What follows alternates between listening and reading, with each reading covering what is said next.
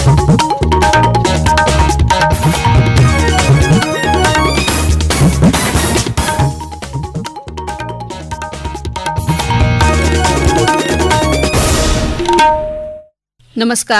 આકાશવાણી અમદાવાદ વડોદરા પ્રાદેશિક સમાચાર રિધિ ઉંધાડ વાંચે છે. સૌપ્રથમ મુખ્ય સમાચાર. રાજ્યના અનેક જિલ્લાઓમાં આજે વરસાદની આગાહી, મહત્તમ તાપમાનમાં આંશિક ઘટાડો નોંધાયો. બનાસકાંઠા લોકસભા બેઠક પર કોંગ્રેસના ઉમેદવાર ગેનીબેન ઠાકોરનો વિજય થતા હવે 13 જૂને ધારાસભ્ય પદેથી રાજીનામું આપશે. રાજકોટના 12 કેન્દ્ર પર 16 જૂને યુપીએસસીની પ્રિલિમિનરી પરીક્ષા યોજાશે. ધોરણ 10 અને 12ના વિદ્યાર્થીઓ ગુણ ચકાસણીની પ્રક્રિયાને અંતે થયેલી આખરી સુધારા દર્શાવતો અહેવાલ 21 જૂન સુધી બોર્ડની વેબસાઇટ પર જોઈ શકશે. વડનગર, કચ્છનું હોડકો તથા સાબરમતી રિવરફ્રન્ટને વિવિધ શ્રેણીમાં એશિયા બિગેસ્ટ ટુરિઝમ એવોર્ડ એનાયત. અને અમદાવાદમાં નવા શૈક્ષણિક સત્ર પહેલા સ્કૂલ વાનના ભાડામાં મહિને ₹200 તો રિક્ષા ભાડામાં ₹100નો વધારો. સમાચાર વિગતવાર. રાજ્યના હવામાન વિભાગે આજે વડોદરા, છોટાઉદેપુર, નર્મદા, ભરૂચ, સુરત, ડાંગ, તાપી, નવસારી, અમરેલી, ભાવનગર, ગીર સોમનાથ, વલસાડ, દીવ દમણ, દાદરાનગર હવેલી, પંચમહાલ, દાહોદ અને મહીસાગર જિલ્લામાં વરસાદની આગાહી કરી છે. રાજ્યમાં અનેક જગ્યાએ વરસાદી ઝાપટા બાદ મહત્તમ તાપમાનમાં આંશિક ઘટાડો થઈ રહ્યો છે. રાજ્યના હવામાન વિભાગના જણાવ્યા મુજબ છેલ્લા 24 કલાકમાં સૌથી વધુ 43 ડિગ્રી સેલ્સિયસ મહત્તમ તાપમાન કંડલા એરપોર્ટ પર નોંધાયું હતું, જ્યારે રાજકોટ અને બનાસકાંઠાના ડીસામાં 42 ડિગ્રી, અમદાવાદ, ભુજ, ગાંધીનગર અને વલ્લભ વિદ્યાનગરમાં 41 ડિગ્રી, અમરેલીમાં 40 ડિગ્રી મહત્તમ તાપમાન નોંધાયું હતું, જ્યારે અન્ય જિલ્લાઓમાં મહત્તમ તાપમાન 40 ડિગ્રી સેલ્સિયસથી ઓછું રહ્યું હતું. ચોમાસાને ધ્યાનમાં રાખી દાદરાનગર હવેલી જિલ્લા વહીવટીતંત્ર વિકટ પરિસ્થિતિનો સામનો કરવા માટે હવે સજ્જ બની ગયું છે. Dadra Nagar Haveli disaster management authority દ્વારા જિલ્લા કલેક્ટર કાર્યાલયમાં પૂર નિયંત્રણ કક્ષ શરૂ કરાયો છે. આ નિયંત્રણ કક્ષ 24 કલાક કામ કરશે, જેમાં દૈનિક વરસાદનું માપ, નજીકના ડેમમાંથી છોડાતા પાણીના પ્રમાણ ઉપર નજર રાખવામાં આવશે. સાથે જ ચોમાસા દરમિયાન ભારે વરસાદને કારણે ઊભી થતી આપાતકાલીન સ્થિતિને પહોંચી વળવા માટે વિવિધ વિભાગો સાથે સમન્વય કરવાનું કામ અહીંથી થવાનું છે. બનાસકાંઠા લોકસભા બેઠક પર કોંગ્રેસના ઉમેદવાર ગેનીબેન ઠાકોરનો વિજય થતા હવે તેઓ વાવ બેઠક પર ધારાસભ્ય પદેથી આગામી 13 જૂને રાજીનામું આપશે. ગેનીબેન ઠાકોર લોકસભા ચૂંટણીમાં ગુજરાત કોંગ્રેસ તરફથી ચૂંટાયેલા એકમાત્ર સાંસદ છે. તેમની જીત સાથે 10 વર્ષ બાદ રાજ્યમાં લોકસભામાં કોંગ્રેસને પ્રતિનિધિત્વની તક મળી છે. ગુજરાત વિધાનસભાના અધ્યક્ષ શંકર ચૌધરીએ વિધાનસભાની પેટા ચૂંટણીમાં ચૂંટાયેલા 5 ધારાસભ્યોને ગઈકાલે પદ અને ગુપ્તતાના શપથ લેવડાવ્યા.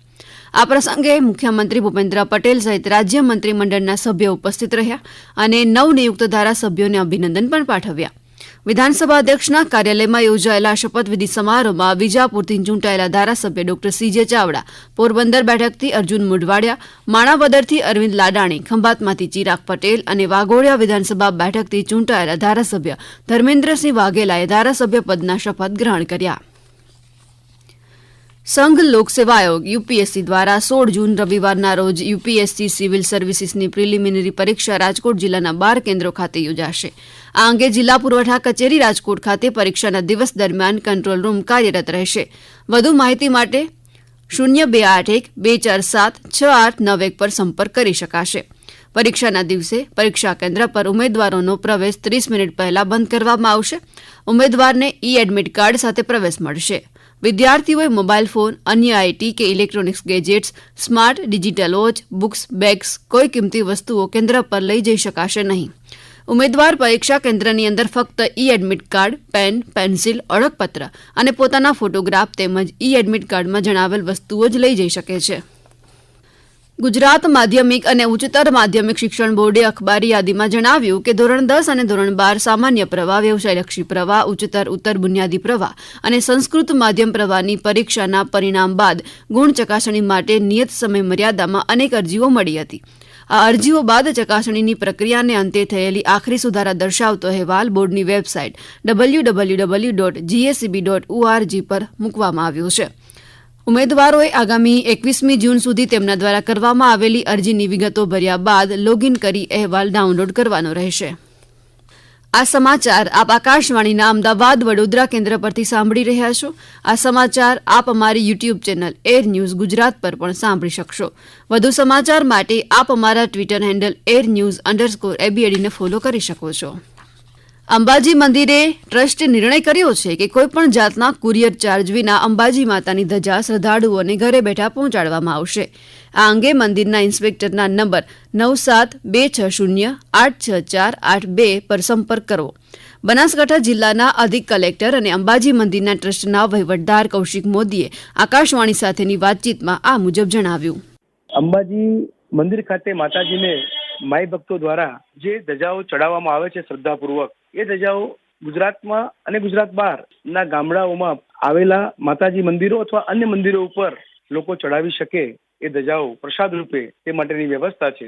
કોઈ પણ ગામથી કોઈ મંદિરના ટ્રસ્ટ દ્વારા કે કોઈ વ્યક્તિ દ્વારા અમને આ માટેની ટેમ્પલ ઇન્સ્પેક્ટરની કચેરીમાં મોબાઈલ ફોનથી મોકલવામાં આવશે તો અમારા ટેમ્પલ ઇન્સ્પેક્ટર દ્વારા એ ગામે પોતાના પોસ્ટલ એડ્રેસ ઉપર રજિસ્ટર્ડ પોસ્ટ દ્વારા એ ધજા વિનામૂલ્યે મોકલી આપવામાં આવશે. જે વ્યક્તિ ધજા મેળવી પોતાના ગામના મંદિર ઉપર શ્રદ્ધાપૂર્વક માતાજીની પ્રસાદી રૂપે ચડાવી શકશે. અમદાવાદના આઇકોનિક રિવરફ્રન્ટ ઇવેન્ટ ખાતે એશિયા બિગેસ્ટ ટુરિઝમ એવોર્ડ સિઝનના 6થા તબક્કામાં પ્રવાસન મંત્રી મુળુભાઈ બેરા અને કૃષિ મંત્રી રાઘવજી પટેલે અગ્રણીઓને પુરસ્કારથી સન્માનિત કર્યા.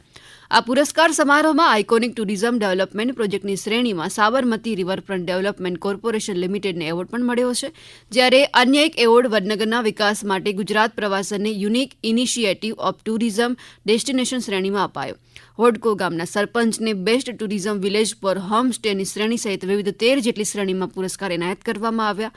આ પ્રસંગે મંત્રી મુળુભાઈ બેરાએ જણાવ્યું કે આપણું ગુજરાત એશિયાટિક સિંહોના વસવાટનું સ્થળ, વૈવિધ્યસભર જીવસૃષ્ટિ, વિશાળ દરિયા કિનારો, હેરિટેજ શહેર, બ્લુ ફ્લેગ બીચ ધરાવતું પ્રવાસનની દ્રષ્ટિએ અનોખું રાજ્ય છે.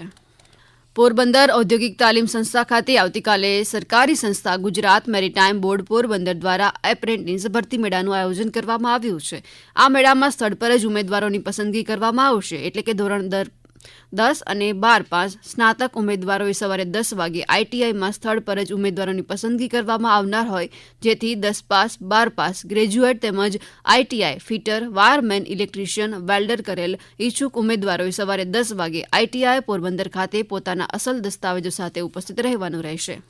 રાજકોટ ગેમઝોન અગ્નિ દુર્ઘટના બાદ તમામ જિલ્લાઓમાં ઇમારતો સહિત વાહનોમાં પણ સલામતીના પગલાંને લઈને નિયમો કડક બન્યા છે, જેને જોતા આરટીઓમાં વધતા ખર્ચને કારણે અમદાવાદ સ્કૂલ વર્ધી એસોસિએશન સ્કૂલ વાહનોના ભાડામાં વધારો કર્યો છે, જે અનુસાર સ્કૂલ વાનના 1 કિલોમીટર દીઠ 200 રૂપિયા અને સ્કૂલ રિક્ષામાં કિલોમીટર દીઠ 100 રૂપિયા ભાડું વધારવાનો નિર્ણય કરવામાં આવ્યો.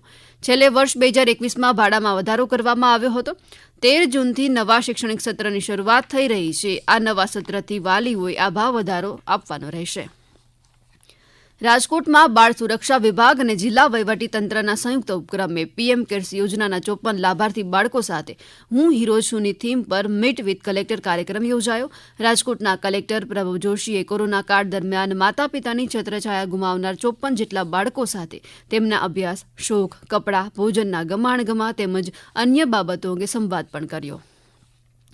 મહીસાગર જિલ્લાના જાહેર સ્થળો અને જિલ્લા તાલુકા સેવા સદન કે કોઈપણ સરકારી કચેરીઓની બહાર કે સદનના પરિસરના 200 મીટરની ત્રિજ્યામાં વગર પરવાનગીએ ધરણા, ભૂખ હડતાળ, ઉપવાસ વગેરે કરવા પર તાત્કાલિક ધોરણે પ્રતિબંધ મૂકવામાં આવ્યો, જે આગામી 25 જૂન સુધી અમલમાં રહેશે. જિલ્લામાં શાંતિનો ભંગ ન થાય તે માટે અધિક જિલ્લા મેજિસ્ટ્રેટ દ્વારા આ જાહેરનામું બહાર પાડવામાં આવ્યું છે. અંતે મુખ્ય સમાચાર ફરી એકવાર. રાજ્યના અનેક જિલ્લાઓમાં આજે વરસાદની આગાહી. મહત્તમ તાપમાનમાં આંશિક ઘટાડો નોંધાયો. બનાસકાંઠા લોકસભા બેઠક પર કોંગ્રેસના ઉમેદવાર ગેનીબેન ઠાકોરનો વિજય થતાં હવે 13 જૂને ધારાસભ્ય પદેથી રાજીનામું આપશે. રાજકોટના 12 કેન્દ્ર પર 16 જૂને યુપીએસસીની પ્રિલિમિનરી પરીક્ષા યોજાશે. ધોરણ 10 અને 12ના વિદ્યાર્થીઓ ગુણ ચકાસણીની પ્રક્રિયાને અંતે થયેલી આખરી સુધારા દર્શાવતો અહેવાલ 21 જૂન સુધી બોર્ડની વેબસાઇટ પર જોઈ શકશે. વડનગર, કચ્છનું હડકો તથા સાબરમતી રિવરફ્રન્ટની વિવિધ શ્રેણીમાં એશિયા બિગેસ્ટ ટુરિઝમ એવોર્ડ એનાયત કરાયો. અને અમદાવાદમાં નવા શૈક્ષણિક સત્ર પહેલા સ્કૂલ વાનના ભાડામાં મહિને 200 રૂપિયા તો રિક્ષા ભાડામાં 100 રૂપિયાનો વધારો. આકાશવાણી અમદાવાદ વડોદરા કેન્દ્ર પરથી પ્રાદેશિક સમાચાર પૂરા થયા. નમસ્કાર.